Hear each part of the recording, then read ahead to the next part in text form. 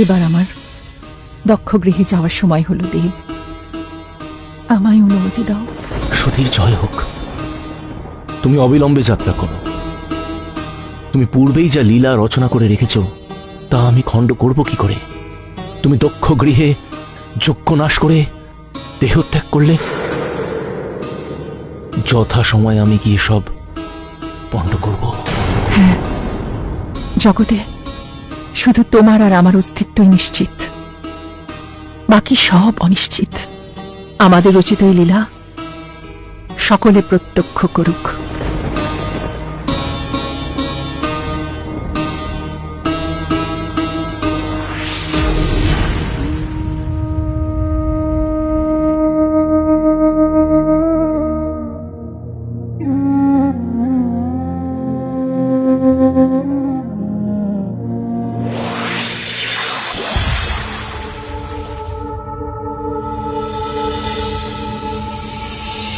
বন্ধ করো,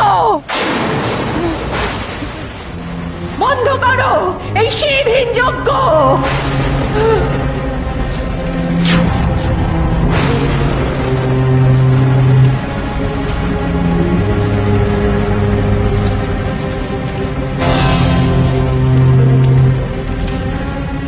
চণ্ডালের প্রেমে পড়ি হে মূর্খ রমণী, গৃহ ছাড়ি চলি গেলা যবে শিবপুরে অকালে। কহ যে দেবী শিব বিলাসিনী। কোন কোন ভূতে পাঠাইলা তোরে এই রাজপুরে? রে শঙ্করী, কোন অধিকার আছে তার পাঠাইবে তোরে পিতৃগৃহে? যে ঘর ছাড়িয়া চলে গেল একদিন গর্ব ভরে, আজ কেন কেন ফিরে এলি তুই সকাতরে? শ্মশানবাসী সে, নাই কোন ধর্ম তার, যত যত মত্ত প্রেত কুলে সে যে অবতার।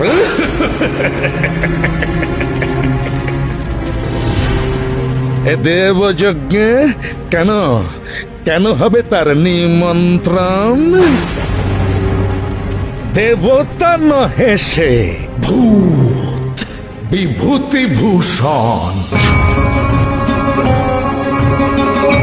অতি নিন্দা শোনাও মহাপাপ পিতা। মনে রেখো, সে সবার শ্রেষ্ঠ দেবতা। তুমি তার যত চাও করো অপমান, ত্রিভুবন দেয় তারে পরম সম্মান। কেনা জানে কীর্তি তারে ভবমণ্ডলে। অধমতম সে, অধমতম সে দেব এই দেবকুলে। অধর্মে অধর্মে নিরত সে তোরি প্রসাদে।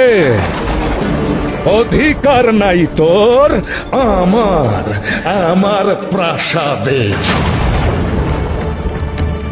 এই মুহূর্তে ত্যাগ কর মম বাসস্থান।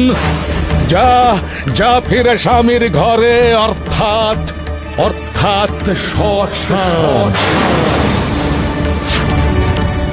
আত্মগর্বে অন্ধ হয়ে আত্মজাকে অস্বীকার করো।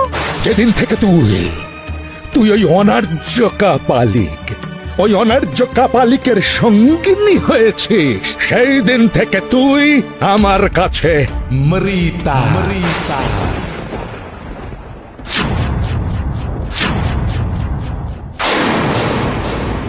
দক্ষ, আমি চাইলে এখনই তোমার বিনাশ করতে পারি, কিন্তু জগতে পিতৃহত্যার দৃষ্টান্ত স্থাপন করতে চাই না। তাই যাকে অপমান করার উদ্দেশ্যে তোমার এত আয়োজন, তার দ্বারাই তোমার নাশ হোক।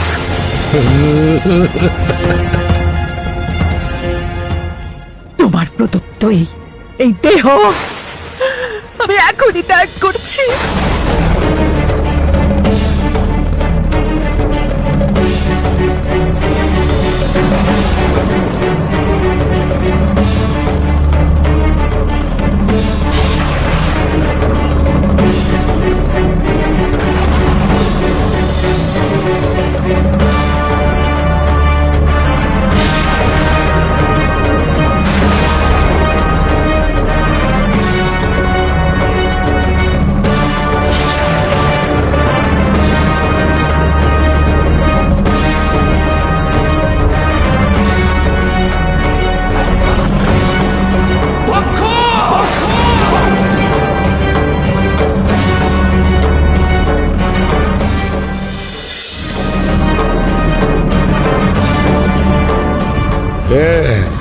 কে তুমি?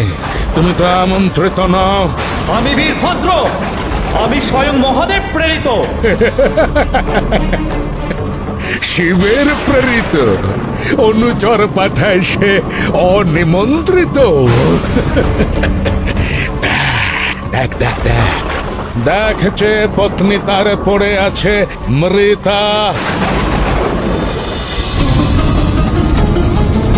গোত্র ত্যাগ করিয়াছে, আমি নই পিতা।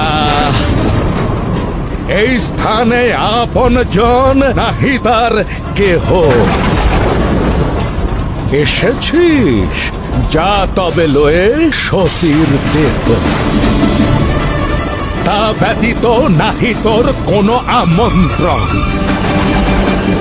যা যা যা যা যা, করিতে দে যজ্ঞ সম্পাদন। দক্ষ!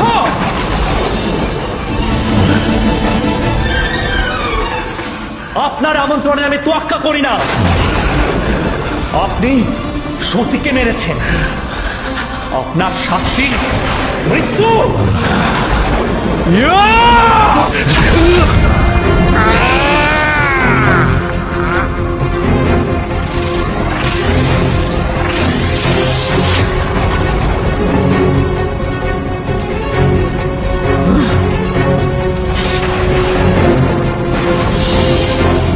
সতী, সতী, সতী কোথায় তুমি?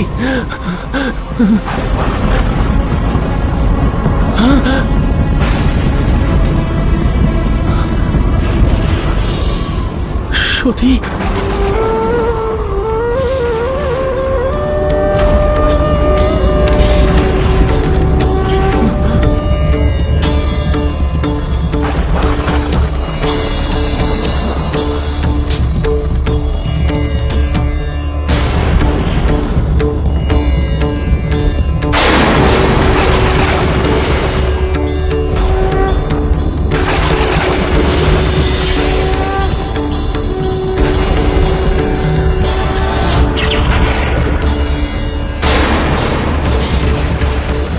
সতীর দেহ খণ্ডিত না করলে তো এই তাণ্ডব রোধ করা যাবে না। ত্রিভুবনের লয় সুনিশ্চিত।